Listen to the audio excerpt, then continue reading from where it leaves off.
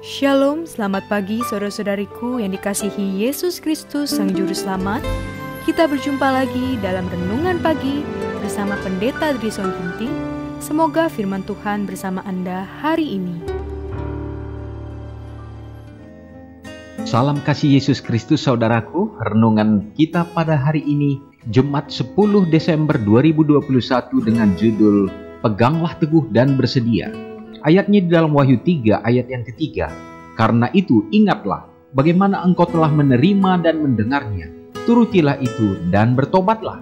Karena jikalau engkau tidak berjaga-jaga, aku akan datang seperti pencuri dan engkau tidak tahu pada waktu manakah aku tiba-tiba datang padamu. Karena itu ingatlah bagaimana engkau telah menerima dan mendengarnya. Turutilah, peganglah teguh itu dan bertobatlah. Mereka yang telah dilahirkan kembali mengingat dengan sukacita dan kegembiraan mengenai bagaimana mereka telah menerima terang surga dan betapa mereka ingin memberitahukan kepada setiap orang mengenai kebahagiaannya itu. Peganglah teguh. Ini tidak berarti peganglah teguh segala dosamu, melainkan peganglah teguh sukacita, iman, harapan yang telah diberikan Allah kepadamu dalam firman-Nya.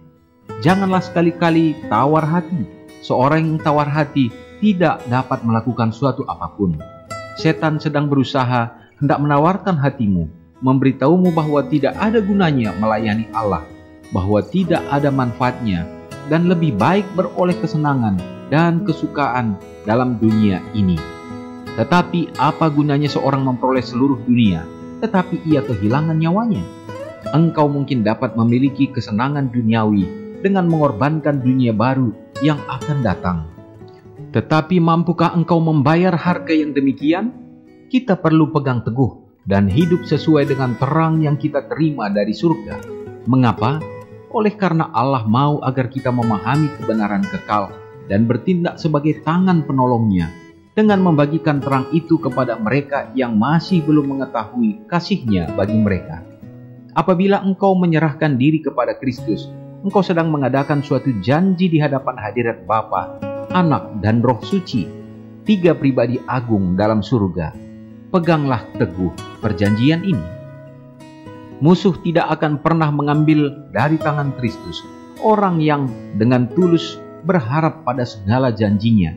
Jikalau jiwa itu berharap dan bekerja dengan taat, maka pikiran pun sanggup menerima kesan ilahi dan terang Allah bersinar ke dalamnya, menerangi pengertian betapa indahnya hak istimewa yang kita miliki dalam Kristus Yesus. Kita harus berjaga-jaga dengan waspada untuk kedatangan Tuhan. Setiap saat haruslah dipergunakan dengan setia, tetapi orang yang bertahan sampai kesudahannya akan selamat. Saudara yang kekasih dalam nama Tuhan, amaran ini ditujukan kepada saudara dan saya yang sudah menerima Yesus di dalam kehidupan kita. Oleh karena kita harus memiliki ketekunan, memegang teguh perjanjian kita, kebenaran yang sudah kita terima.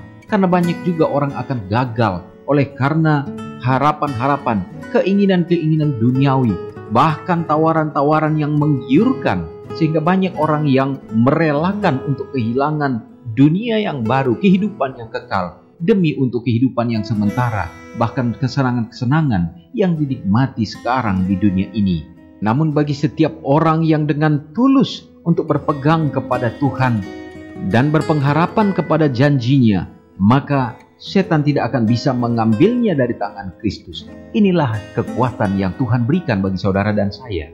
Maka pada kesempatan ini, biarlah kita diingatkan kembali, diteguhkan kembali.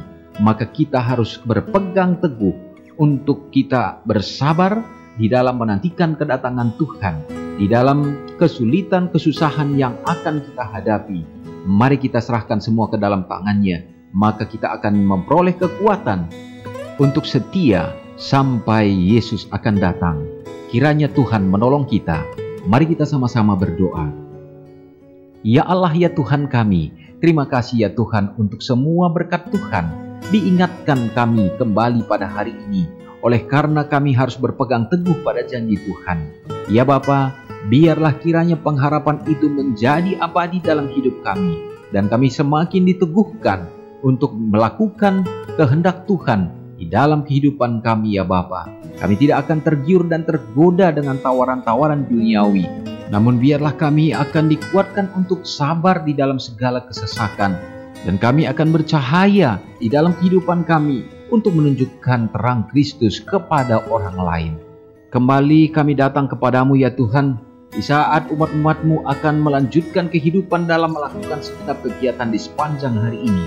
Biarlah Engkau yang akan hadir untuk tetap memberikan kesehatan, kekuatan, dan memberikan berkat damai sukacita surga. Saat ini hamba-Mu berdoa bagi umat-umat-Mu yang sedang berduka cita oleh karena ditinggalkan orang-orang yang dicintai ya Bapa. Karunia surga menjadi bagian mereka, menghiburkan dan menguatkan, terutama dalam memberikan pengharapan. Juga bagi umat-umat-Mu yang berada di dalam keadaan sakit, Tuhan akan memberikan juga kesembuhan, pemulihan yang datangnya daripada-Mu ya Tuhan. Ya Bapa, di masa-masa sekarang ini, begitu banyak juga umat-umat Tuhan yang berada di dalam permasalahan perekonomian, yang membutuhkan pekerjaan ya Bapa. Biarlah kiranya Tuhan akan tunjukkan hal yang dapat mereka lakukan, pekerjaan yang terbaik untuk menjadi nafkah dalam kehidupan mereka.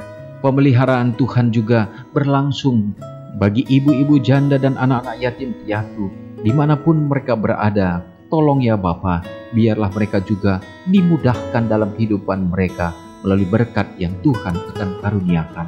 Terima kasih ya Tuhan untuk segenap berkat-Mu, mengampuni segenap dosa pelanggaran yang kami lakukan, sehingga doa-doa kami tidak terhalang, Tuhan akan jawab. Amin. Selamat pagi, selamat beraktivitas. Tuhan memberkati. Ingatlah Matius 5 ayat 13-16. Biarlah kamu menjadi garam yang mengasinkan dan terang yang menyinari kehidupan orang lain. Jangan lupa subscribe, like, dan share ke seluruh dunia.